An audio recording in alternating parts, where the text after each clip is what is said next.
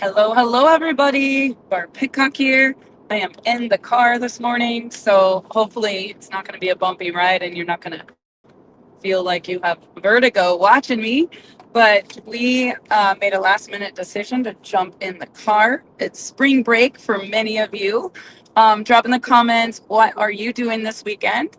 And how are you spending your spring break? So, one of my goals for the month of March was to do something with my grandkids on spring break. And as luck would have it, there's a lot of storms, a lot of devastation going on. This entire Midwest just covered, in tornadoes and winds.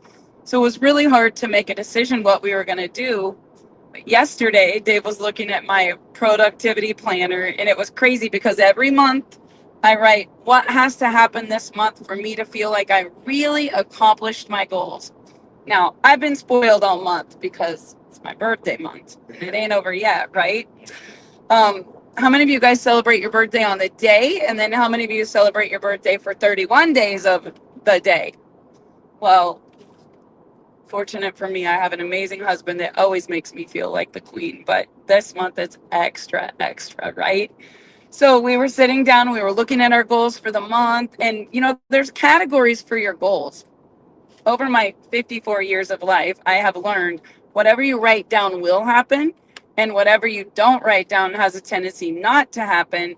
And sometimes writing them down is like having a cocklebur in your back of your pants or a nail in the bottom of your shoe because, you keep getting reminded of what you said you were going to do that didn't happen. And I am all about charts and graphs and dream boards and goals. So I looked at my productivity planner for the month of March and I told Dave, like, our business goals are on track. We're way ahead of where we said we were going to be. My health goals, my personal fitness goals, I'm really disciplining myself. I already got my Rise, my Source, got my lemon in my water, eliminating all the bad stuff. I'm reading every day. How many of you guys are reading and feeding your mind? But my personal life, I have a tendency to always work and take care of everybody else and never really do the things that Barb wanted to do. And I looked at Dave and I said, my only goal for the month of March was to take my grandkids and go do something fun on my birthday because they have spring break for 10 days. Well, you guys, the odds were against us. Like the weather, the flights. I looked out of Hayes, $3,000 one way to get there. So last night, pretty late in the evening, my nephew had been out. Dave was helping him with some ideas for prom, and he's going to drive Dave's Camaro. And we were talking about the theme, and it's disco. And so, of course, Dave had everything in his closet that would just be amazing for a young kid to wear to prom. And we were dreaming and talking, and he was like, I just want to get the heck out of here. And there is nothing that stirs me up more than helping someone get a bigger vision, defining their dream. And so even if I wouldn't do it for myself, when my nephew said I would love to get out of here, me and Dave were like, let's freaking go. So we packed our suitcases. We called Chance, we called the grandkids, and we are road tripping for 15 hours because when you say you're going to do something, you got to make a commitment and make it happen. So I celebrated my birthday. It was quiet. Everyone on my team and corporately made me take the day off, which was brutal for me, honestly. I mean, Dave and I worked. I'm not gonna lie. How many packs did we pack that day and ship Just shy of with 300. straws? We packed 300 packages that day of some tuned straws, and we got them all shipped. And we did a couple Zooms, and then we're like, okay, it's my birthday. We can't work. And then that night we drove and met the UPS driver and went and ate our favorite Mexican restaurant. And then we got home, and I sat there watching the top leaders do the presentation that I normally do on Thursday night. And I'm humbled to be working with so many amazing human beings, but I'm just such a person that sets a schedule, writes down the goals, keeps my commitments, never cancels, even when I'm sick or I'm tired or it's too far or it's too much. And I had been dream building with my grandkids, like, what are we going to do on spring break? So do you know what? It's not about what you do and where you go. It doesn't have to be luxury or expensive. In my 54 years, I will tell you the most important thing in my life is experiences and memories with people that I love, because they'll never forget. They'll never forget the fun that you had, but they will forget everything else. And yesterday was Dave's brother's birthday. So he would be 51. And I'm telling you guys, we road tripped to Wyoming. We moved clear across the country. He came to visit. We had a ton of double birthday parties. My sister is a birthday 2 days before me, and then his was the day after. And I will never forget the fun that we had. You know, it's not about the money that you spent or the size of a gift or all the stuff. In the end, it's really about memories that you made and the Kodak moments, right? So maybe I'm a little blue personality for some of you that have a logical thinking mind, but I don't care what it takes. I'm doing it all with the people that I love, and I'm never making an excuse. I am committed to making impact and blazing a trail and creating a legacy and leaving so much impact during this life. And I'm 54. Thinking about that is like half my life is over. Like if I could live to be 108, even if I live to be 108, it's halfway over. And that's not cool. Like, I've got a really big list of things that I want to do. And I think some people, they never make the list. Secondly, they never know how they would do the list. So it's just easier to not dream. And thirdly, they never make a commitment that they're going to do whatever it takes to get it. And so I'm a whatever it takes girl. 15 hours, people be like, oh, that's too far. What are you going to do in the next 15 hours? You're going to sit in your couch, watch TV? You're going to do your laundry, do your dishes? Like, what could you do that would just be so spontaneous that you would be like, I'm doing that? And stop making excuses, because you're never going to get today back. Today is going to pass, and you're either going to be further ahead or you're going to be stuck where you're at. And for some of you, it might even go backwards. But we are the co-creators of this life. We're human beings. We're goal-striving machines.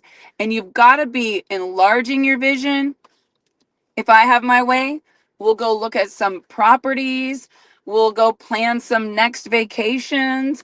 Probably go look at things to wear to the wedding we're having in July. Probably meet some new amazing people in the gym or by the pool. It's all about experiences. And so in this life that you're having, it's not all about what you have. It's not all about what you do. It's not about being successful and famous and popular and having the luxury or the mansion. It's about impact. And I will tell you, in the 27 years that Dave's brother was here on this earth, his lifespan created so much impact in my life. And I think about Dave and I and the things that we have learned. That was a turning point. That was a pivotal moment in our paradigm shift, that things can change in an instant and you're never going to get that back. Now, I'll tell you, there was a lot of dark years there where there was no way you were finding the good. There was nothing good about anything that had happened at that point.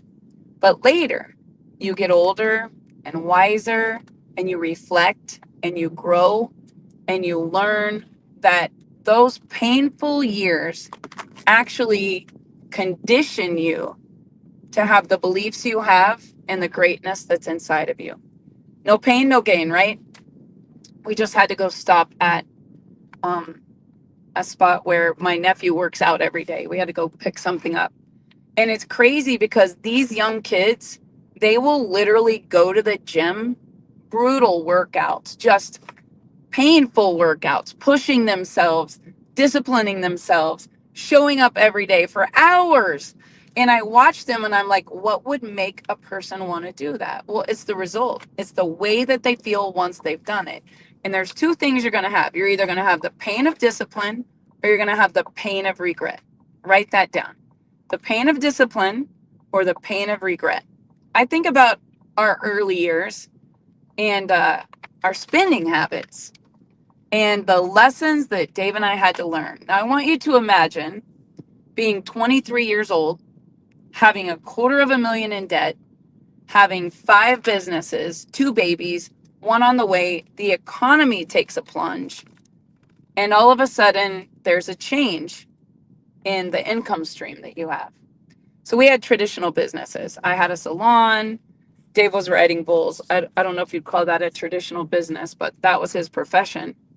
You got day money if you rode the bull, and you didn't get anything if you didn't ride the bull. And if you got hurt, you got bills, and you had to pay entry fees whether you won or got on the bull or not. You could chicken out. You still had to pay the fees.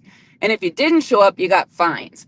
So our weeks would look like this: Monday through Friday, wake up at 7 in the morning, drop the kids off, meet whoever was getting in the tanning beds, cut hair from 7 in the morning till 5 at night, go pick the kids up from daycare, either bring them to the salon or have one of the nanas help us with the kids, work all evening, teach dance until 8 or 9 o'clock at night, 3 nights a week.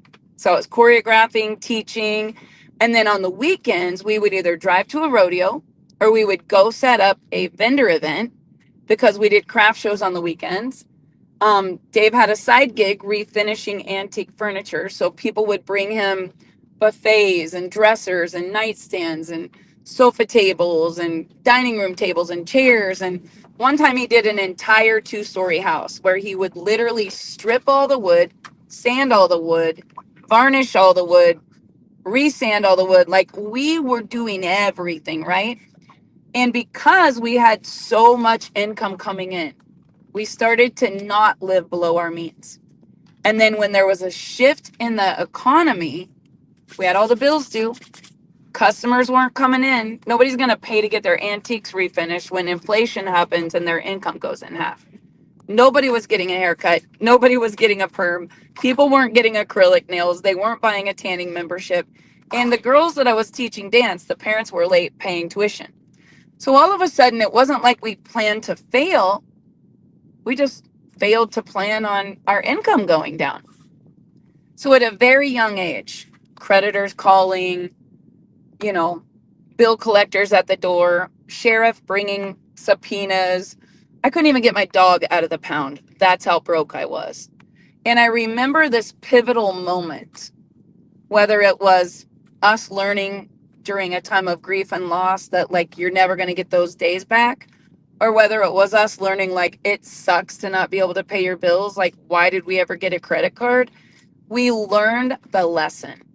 And I think the older you get, the wiser you get, only through failure. So I'm so proud of everything we did where we failed, because that's where I gained the wisdom. I would rather be failing forward and learning than the people that never took a risk, never started the business, never tried the new thing.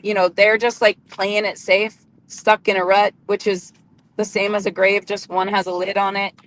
The true tragedy in life is not just when you experience someone's death, but the true tragedy is when they're living their entire life hostage to something that they hate. There's no joy, there's pain, there's unhappiness, there's grief, there's depression, there's anxiety, there's abuse, there's I hate my job, I hate my town, I hate my friends, I hate my family, just hate, hate, hate, hate, hate. And you know what?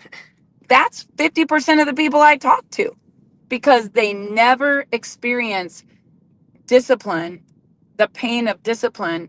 Instead, they experience the pain of regret. So one of the very first lessons that Dave and I learned, we were going to be the average of our 5 closest friends. And it was hard.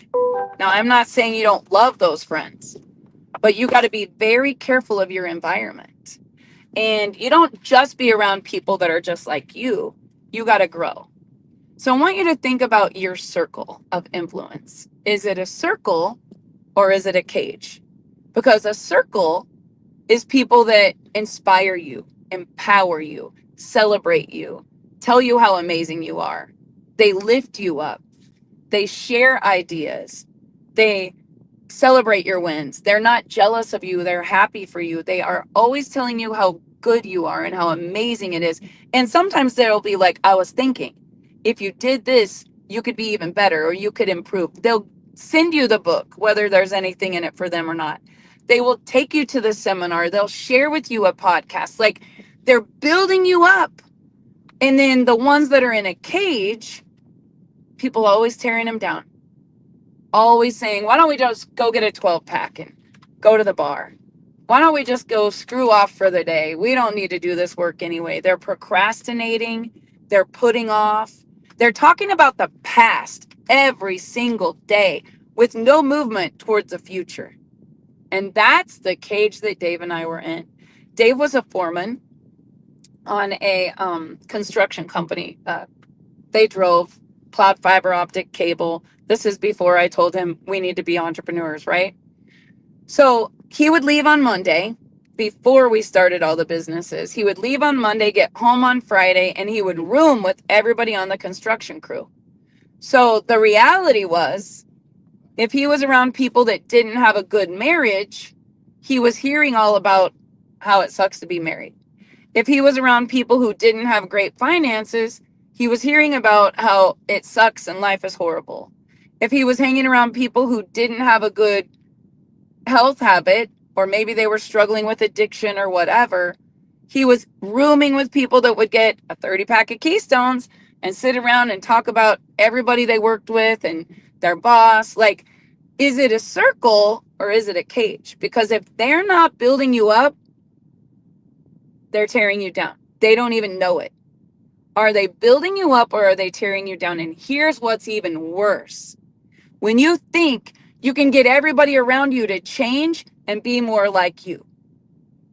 My biggest disappointments is that I expect me in other people. I expect you to read the book. I expect you to pray at night. I expect you to move your body. I would expect that you would want to put great nutrition in your body every single day. Like, if I didn't mix this every morning and I had the habit, I'd probably forget and I just wouldn't take the nutrition. And so I don't care what company you're in. I don't care what church you go to. I don't care what profession you're in. I don't care if you're a Democrat or a Republican or if you hate both parties and you want to start your own. These are the things that I've learned in 54 years. It's okay to be in a circle with people that don't have the same views as you because it helps you understand the human race. I have friends in my business that are Jewish, and they're messaging me saying, have you read the book of Proverbs? And then all of a sudden this month, I'm reading Proverbs. I don't not listen to them just because they weren't raised a Baptist like I was. We're in a circle where we're building each other up. I allow them to be how they are because I learn from them. I grow. I am inspired by them, regardless of if we have the same views. Obviously, I think people who are racist are just uneducated. They've just never been out of their little small town. My best friends are a different race from a different country, and they speak a different language. And that empowers me. That enlightens me. It helps me to be more, to do more, to grow more, to learn more, because I'm not in my little cage. Is it a circle or is it a cage? You answer the question. In these years of so many hard chapters, I really believe God conditioned me to empower other people to be great. Some of my best friends are in companies that are not my company. One of them sold a company this week for $30 million. I'm like, way to go. You're amazing. Good for you. I'm so happy for you. Look at all that you put in to get to that point. The good, the bad, the ugly, the trials, all the things you went through. Top leader passes away of a horrible disease. Another partner has their entire house burned down in the Palisades. Like, these are great people experiencing horrible trauma, and they're finding a way to keep getting up. We're not in a competition. We're in a circle building each other up, not tearing it down. I would never speak badly of any company in the industry. I can't stand when I read people that write articles can't wait to post about someone else's setback. I mean, I know it's a business. I know it makes a lot of money. I love when people write articles about me, but I'm looking over my shoulder like, gosh, what are they going to say if I ever go through a hard time, right? Because here's the thing. You see people's characteristics and you really see them when they're under pressure. I believe, and this is why my next book is Built Not to Break. I believe that every single one of us goes through the times of pressure and hardship and failing and loss and grief, and whether it's addiction or divorce or bankruptcy or whatever it is, you go through it so you have something in you that you can actually serve and witness to other people and say, dude, I've been where you're at. You're going to get through this. You're going to be okay. There's light at the end of the tunnel. I know how you feel. I felt the same way. It happened to me. And here's what I did. Let me help you. Don't prey on the people that are experiencing the hardship. Don't tear people down. Be the one that reaches out and lifts them up. There's a girl that lives here in the town that we're driving through right now, and she's a network marketer, and she's massive. She's not in my company. I've never tried to cross recruit her. I'm happy for her and all of her success, and I've seen her go through a lot of change in the industry, but I admire her tenacity, her persistence, like her perseverance. But her husband actually works in law enforcement. And last night, there were some brutal, brutal storms here in Kansas, like brutal, horrible dust winds, tons of fatalities, tornadoes, like car pileups. And her husband was actually out on the highway working that. And it was midnight. I was praying and I was like, I'm going to pray for her. And I just reached out in a message and said, dude, I know you're leading a huge team and you're an incredible leader. And I know it must be brutal having your husband out working all of these accidents. And I want her to do great. I think about her dreams. I think, what if she gets to the point that her husband isn't out on the highway working those accidents? She's not sitting up at midnight worrying. Now, he loves what he does, so he may do that for the rest of his life. But having compassion in your heart and thinking about other people, even if it doesn't benefit you, is something that Dave and I learned, because when we were in situations where it was devastating, there were people that reached out to us. They had nothing to gain from it. They just actually cared. They had compassion. I'll tell you a quick story. My previous upline, who made millions of dollars because I was in his organization, helps people with recovery. Now, when I exited that company, it was ugly. I didn't intend for it to be ugly. I didn't do anything to make it ugly. It was just ugly. And there were a lot of things said and a lot of things written and a lot of things posted and a lot of hurtful things. But that guy actually put me on stages at ANMP and DSN and encouraged me on my journey when it didn't affect him in a positive way that I left. He sees the bigger picture. It's not about the money. It's not about his gain. He wants me to win. During my daughter's struggle with addiction and recovery, he calls every month. He calls her. He checks on her. If she doesn't answer, he calls me and checks on her. And I think about this individual. His name's Tom. He lives in Colorado, and he's that way because he has a stepson that has struggled with heroin and fentanyl his entire life.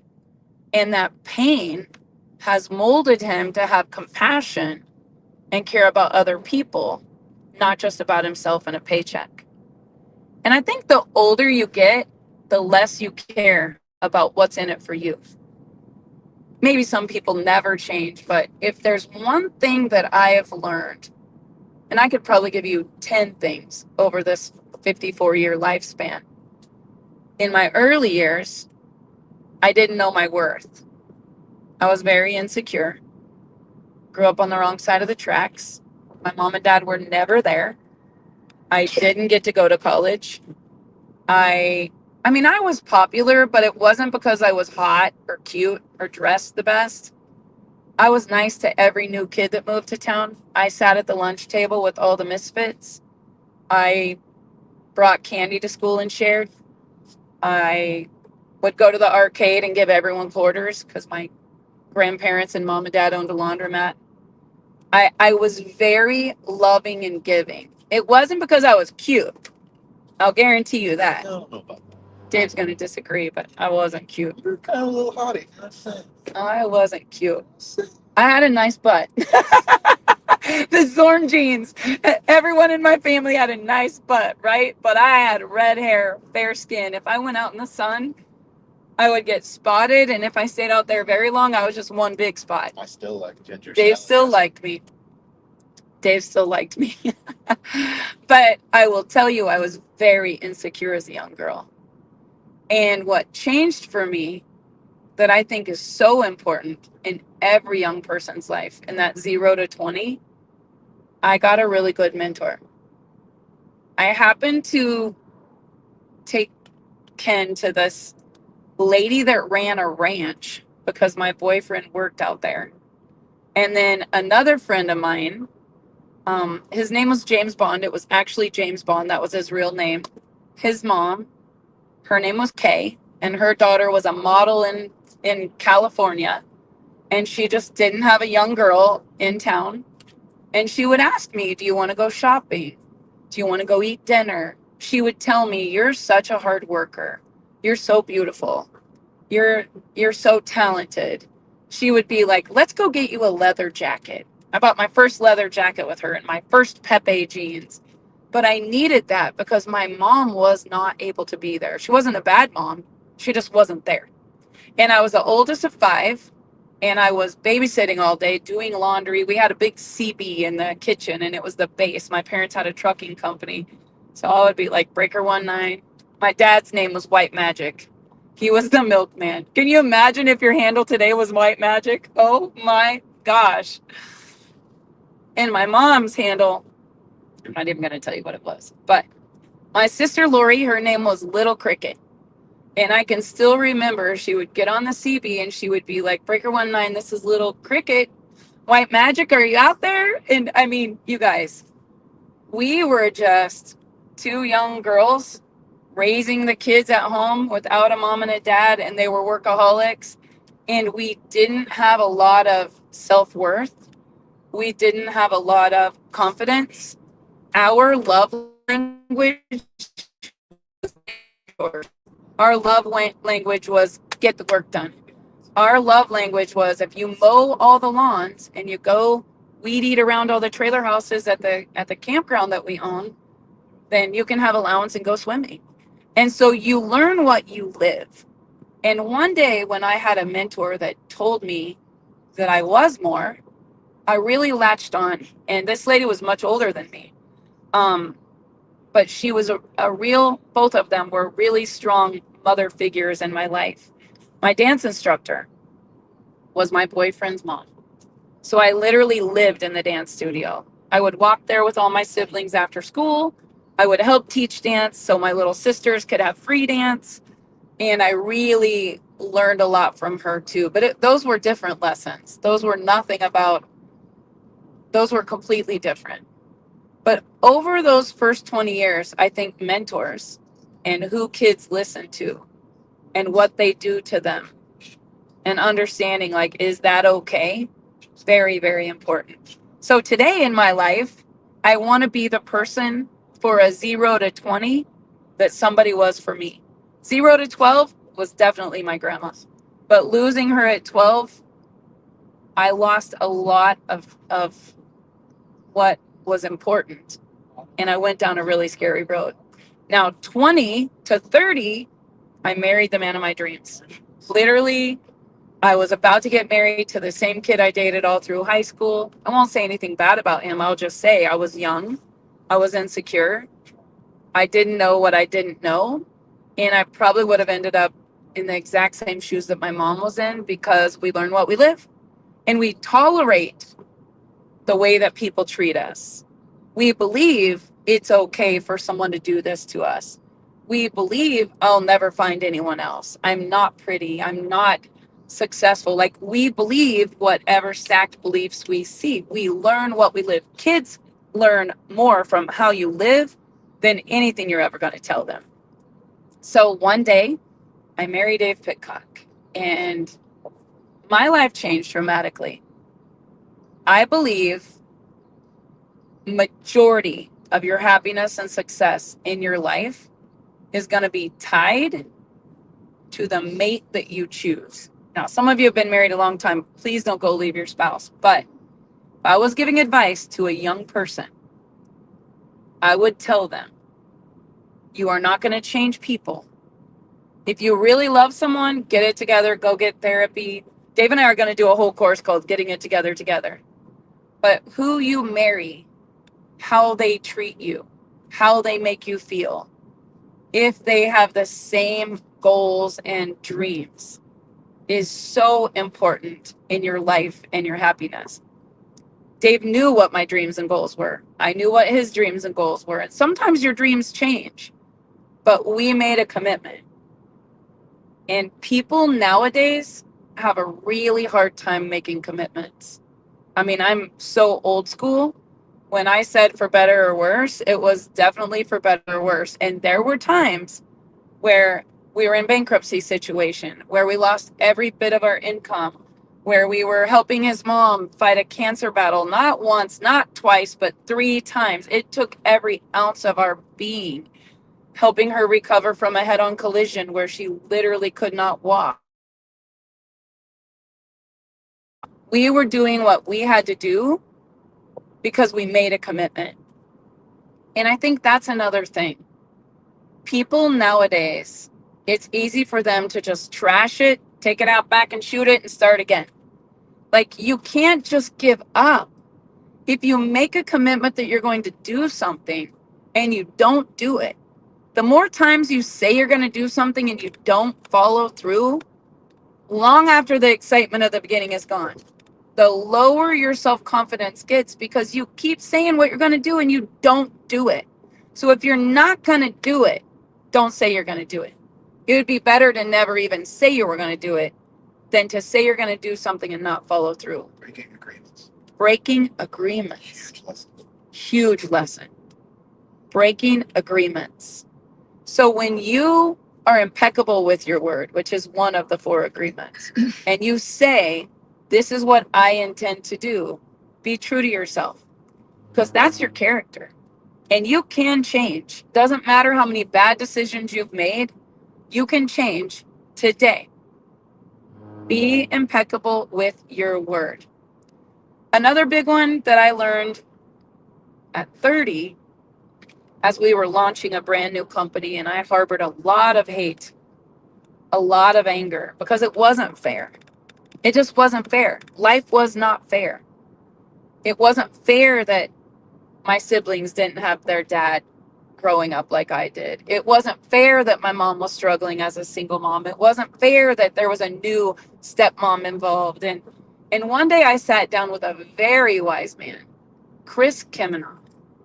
He was a big attorney from Arizona. We're still friends today. In fact, I'm in a prayer group with him right now. Every night, 8 o'clock, a friend of ours got a horrible cancer diagnosis. And even though we're not in the same company, and he's in Arizona, he's a top attorney, and he used to be in my downline, like, we're still friends and we still pray together. We still call each other for advice or thoughts. And the reality is, it can't be tied to what's in it for you or a commission. Like, you've got to see the bigger picture here, because when you bring value in the universe, money flows where energy goes. Money and abundance will not flow to you when you have scarcity thinking, and if there's not something in it for you, you're not going to do it.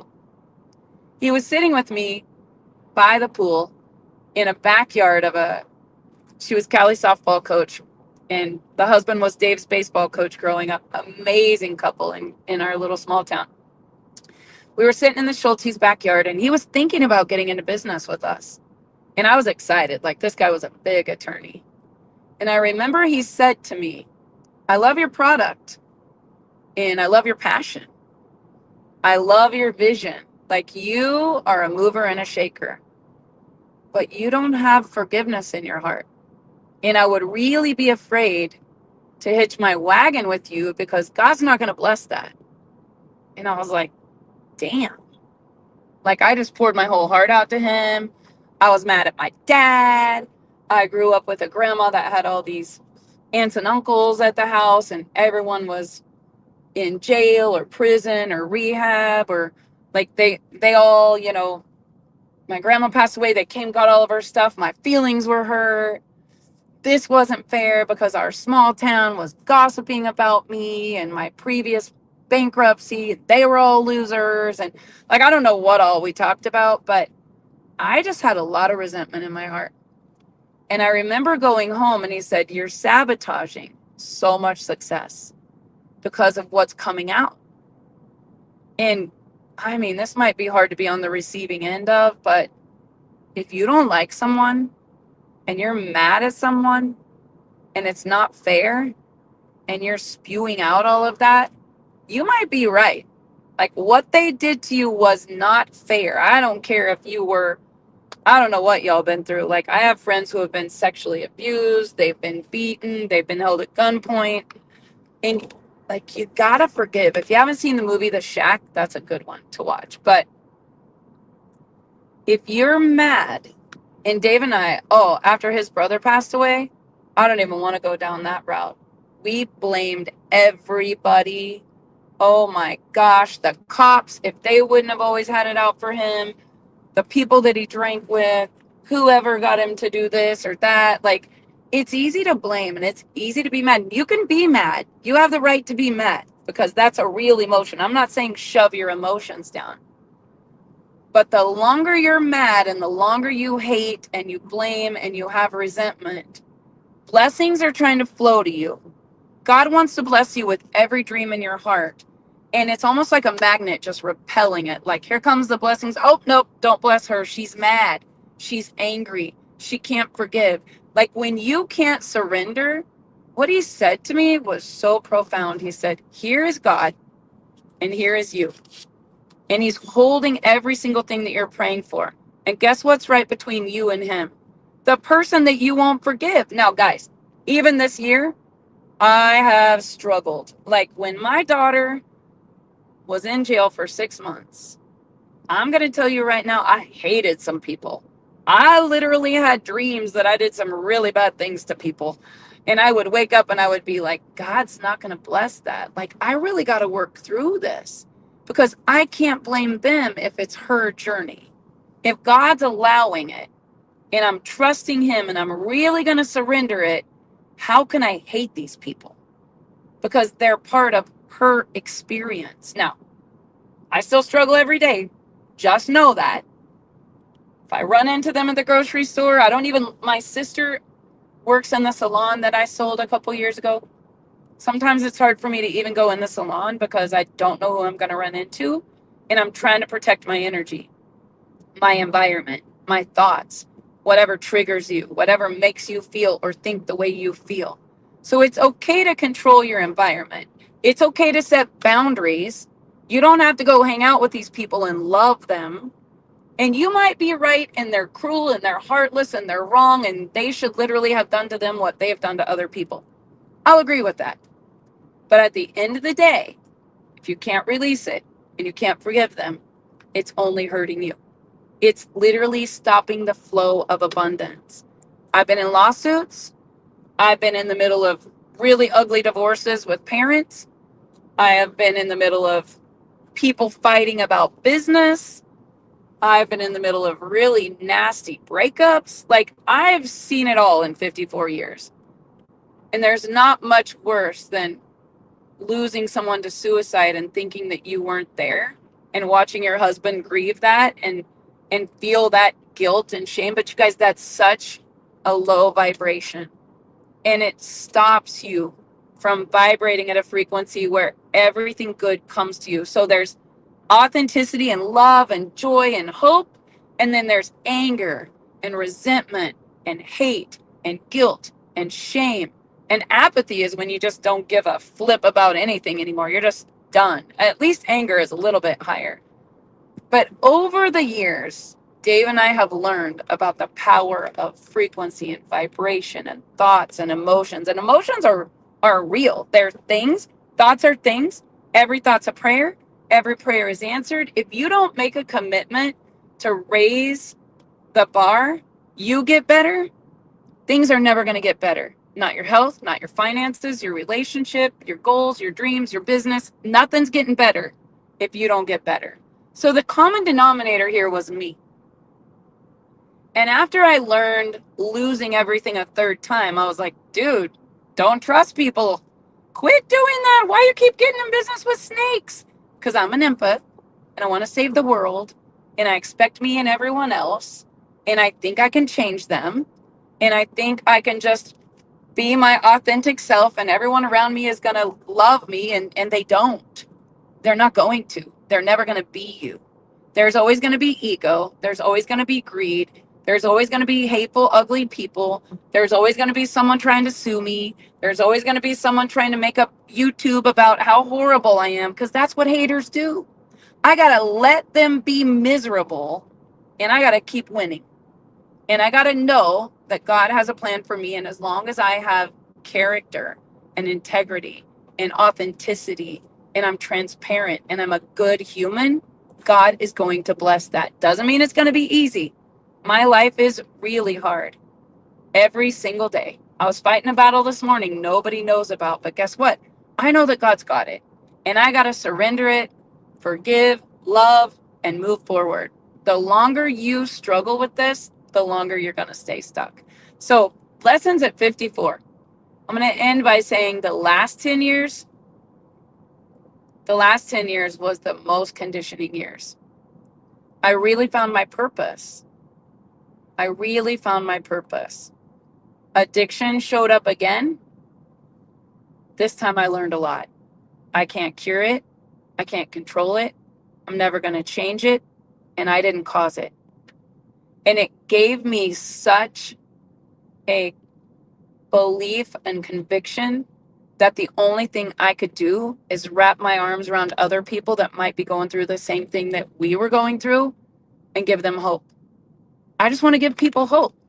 And if I died tomorrow, I will guarantee you people would say, your mom gave me so much hope. Oh my gosh, your mom helped me so much. That's really all I care about.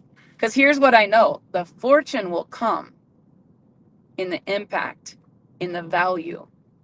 The fortune will come in the lives that you change, because you can't take money with you. All of that is going to go away. My house is going to get sold. My cars are going to wear out. Nobody's probably going to want all my Christmas stuff. My library, I bet people fight over. Someone would have to take care of my dog.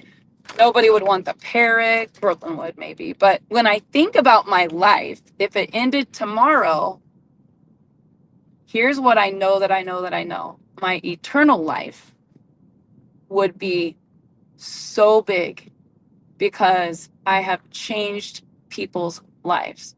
And really, that's the only reason I'm here. To serve and to witness and to tell you things will get better when you surrender it. You can wait till you're 54 to learn it, or you can learn it at 15 if you're watching. It takes 5 minutes to learn it, and it takes a whole lifetime to master it. But I'm not a slow learner. I have learned enough through adversity to know. Stay humble, be kind, always be authentic, share with others what you're going through. Don't be fake. People know a fake when they see a fake. Don't inflate what your income is to impress people. Don't buy shit you can't afford and stress yourself out just to fit in on Instagram. Live below your means. Quit making excuses. Quit buying shit you can't afford. Like, that's the biggest stress Dave and I ever had. And then we learned, like, live below our means. Now we live in the same house 20 years later. I like to drive a car with 82,000 miles on it. I like to buy things on the sale rack. I like to give away money, not harbor it. What you give away always comes back 10x, 10x. Give, sow, love, share, witness. I'm going to tell you guys the best way for you to get through something that you're struggling with is go help someone that's struggling with the same thing that you are. All you got to do is share. Get out of your own way. Set some big, bodacious goals. Figure out, like, why did this pain happen to me and what could be good about it? Reframe it, find the good, learn the lesson. Make that your mission. Make that your mission. I will guarantee you, my daughter Brooklyn and I, at some point, will help more people in recovery than any foundation in America ever dreamt of doing. We're just not there yet. It's the Keystone Goal. It's out there, right? Is it the Keystone? What do you call that? The goal that's out there a ways. I don't know if it's called the Keystone Goal, but it's the one that's like way out there, right? But today, I can only do what I do today. So I hope you guys enjoyed No Guts, No Story. It's been an amazing week. It's been an amazing month. I don't know how it's happening, but it's happening in every area of my life. And I'm just so grateful for all of you and our friendship and the energy that you bring. Super stoked about those of you that I'm building a team with. And this week, I would encourage you to do something like Dave and I just did. Just say, what could we go do today that would raise our vibration, help us dream, get us out of this rut? Go be with people you love. Don't make excuses. Make commitments. Today's the day that I'm going to change. I'm going to get better, and everything else in my life is going to get better. And I promise you it will. You guys have an amazing day, and I'll see you next Saturday on No Guts, No Story.